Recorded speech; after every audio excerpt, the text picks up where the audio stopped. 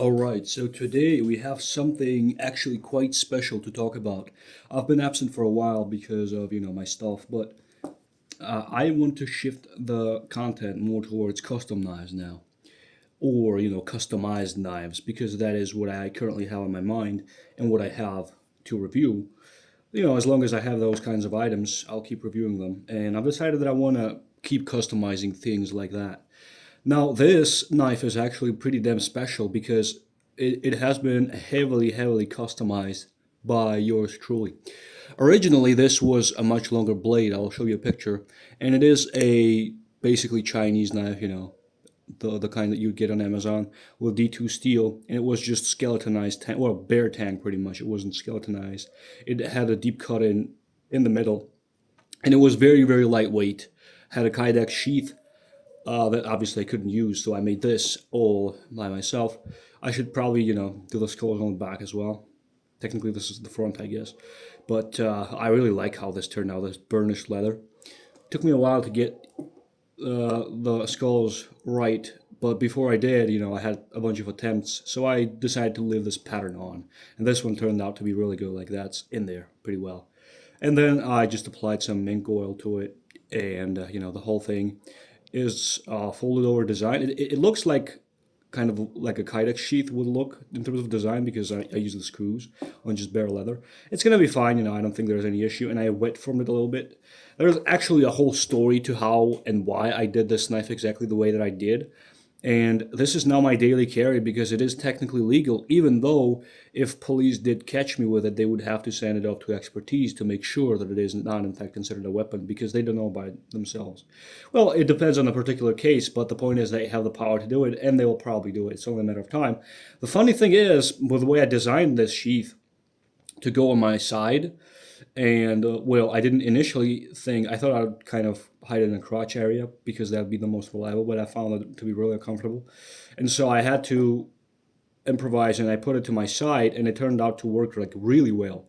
There's minimal, movement restrictions. And actually, believe it or not, I've been searched about 4 or 5 times with this on me by cops right now. And they just didn't notice a thing. One guy even actually genuinely rubbed his hand over the thing on my side because he was searching me and he didn't notice it. He was like, "You can go." And I'm like, "Oh, okay, if I can go," because it's tucked into the side of my pants. And with this, it's a knockoff ulti clip, but it's still an ulti clip. It works really great actually on my side. So, the sheath is great. The Kydex would have been much less discreet. So that's why I chose leather. And this thing, as you can see, it goes in there and it just, it stays there pretty good because of the design. It was really easy to make. Now let's actually move on to the knife itself because it's actually really, really interesting. I came to this entire conclusion with the way it looks later on. It didn't initially look like this. I initially wrapped it with some Gorilla Tape to add dimension to the handle because it was really, really skinny. It was like very, very skinny. And there's a lot to talk about with this design, so let's just go over it. I wrapped that over it. Then I actually took some string, like paracord style string, and I wrapped it to give it some evenness on the surface so that the top layer, which is just, let me just show you this type of paracord right here, a reflective one. And the thing with this paracord is that, well, it has dimension to it. So I took out the inner strands. I wanted to seal it off, so it would have to be very even. And so the core actually does very well. Let me just spoil things for you a little bit. Right here is another piece a blank that I basically embellished with this handle. And I do the same exact thing here. And because the paracord is flat without its inner strands, it is really nice and even. Now, I didn't do a perfect job with the glue seal from the very beginning. And so it was kind of bugging me that the seam was right here, so I had to take a leather and just burnish it and cover the pieces with this. Initially, I tried to layer it with glue, but that didn't work out too well. I had to work on the handle a lot to make it look less, I guess, mangled. That was because this super glue, when it starts getting damaged, it leaves this white residue that isn't very pretty, as you can see right here. And I kind of butchered the handle a little bit. The thing is, I initially just did this part and the ring. There's a steel ring here, obviously, part of the tang. And I didn't touch it initially, but then I thought to myself, that would be such a great idea because if you put a ring, a finger into it, it's not so great ergonomically speaking. And so I was like, why don't we just make this part of the ergonomics in a different way? And you can just do this right here, boom. That is, it's so genius and so simple. I don't know why people have not thought of it before, because with all this dimension that I added with paracord here, I didn't actually add anything else than just paracord strands because this looks fine to me. And the seal worked out okay. I mean, you can still see the damage in some spots for the glue because it's not an even layer. But man, oh man, this pole grip is just awesome. I don't know how to describe it. It just feels so great. And because of the way it seats in the sheath, I can just grab it right away and boom, I'm ready to go. I'm literally ready to go. Even in a reverse grip, it works because if you were to reverse it, it's awesome. But how it was set up, because this ring was supposed to, you know, accommodate your finger this way or that way, for that time that I had to put my freaking pinky into it and yank it out, I could just grab it like that and it would have been faster. Same goes for the reverse grip. Reverse grip wouldn't be very practical on side carry because you'd have to, you'd have to take it out and then reverse your hand and then strike versus just yanking it out and then just twisting once and you're good to go right away. You know what I mean?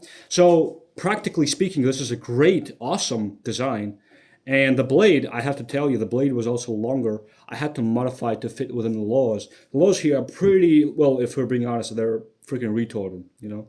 Even fucking Korea doesn't have those kinds of laws. And so what I did was I shortened it and gave it a slant so that the tip wasn't so much straight back. And that, combined with this pistol grip, actually gives you ability to slash with the tip pretty effectively because it's lower with a pistol grip. And that is something to mention, that stabs with something like this aren't going to be the stopping power. With stabs, you're aiming at disabling the target, right? But because this is such a short blade, you have to make it a slashing knife. What I would have done if I had fitting initial blade shape, because the blade shape, as you saw in the picture that I put, is basically a straight back, I would have had to cut it all the way down right here to make it what I would want to be. Which, what I would want it to be is this. Just this, you see? This would have been the perfect knife if it was longer. Because the tip is so low that it catches. You know how, for example, on a Spyderco Yojimbo and Yojumbo, all those knives, the tip is very low. It's a one cleft shape, and it catches. The tip just catches, and you can slice all day. And because the tip is so low, it's not going to slide out. The same idea was with this, but I wanted to keep kind of utility for the blade a little bit, and so I left the length, and the ergonomics turned out to be great. But I ordered another knife. I actually did order another knife, and DC53 steel this time by SDOK EDC, that I'm going to be modifying the blade shape to fit within the laws too, and it's going to be freaking awesome. I will share with you as well. But that knife has scale, so I'm not going to have to modify it. What I thought of with these inlays that I had to make it to hide the imperfections of the wrap, I thought I could actually wrap it again over it, and because these add dimension, it would look seamless. You know what I mean? That might be something I'll be interested in later on. I'm not sure if I'm going to do that or not, because I think this looks perfectly fine. Like, there's some imperfection with glue seal here and there. But anyways, let's move on from the yapping. Let's compare it to something like this. And first of all, let's actually just measure it. Where's my measuring device? Let me just get it. Where did I put it? There it is. The calipers. And the blade stock, let me just zero it out real quick. The blade stock on this one is 2.3 millimeters or 0.09 inches. So that's great. The thing is, the tang though is thicker. It actually is thin right here towards the blade and gets thick on here. That's part of why it costs like 17 bucks from China. You would think like a piece of D2 without any handles with just a Kydex sheath, a minimal one at that, would cost less. But I think the majority of price is in the stock reduction right here that happens. In the center, the steel is probably about 0.12. if I had to guess, maybe 0.13. So it was okay without these customizations, but this way it's freaking perfect. Like you can just yank it out instantly and boom, you're ready to go. This knife right here is something that we could compare it to is the Kaiser harpoon. I've thought about modifying this one to be the same shape, like this.